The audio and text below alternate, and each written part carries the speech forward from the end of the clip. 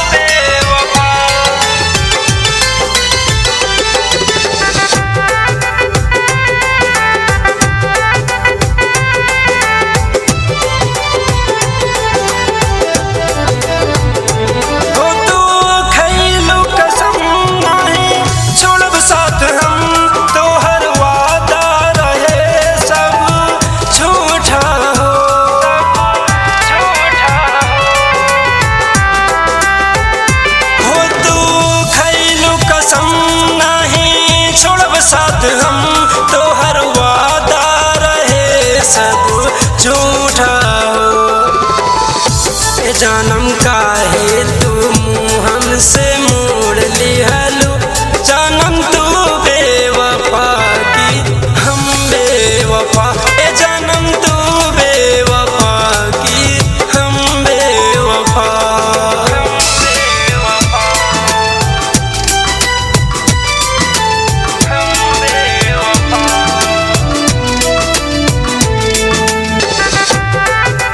गरिमा recording studio Gujarat.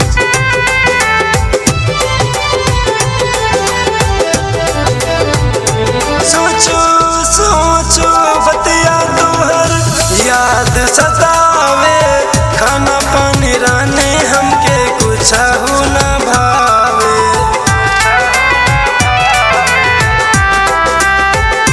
सोचो सोचो बतिया तोहर याद सतावे, खाना पानी राने हमके कुछ न भावे।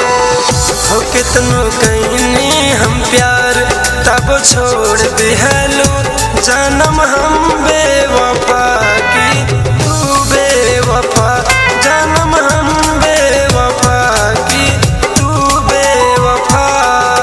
गरिमा रिकॉर्डिंग स्टूडियो गुजरात।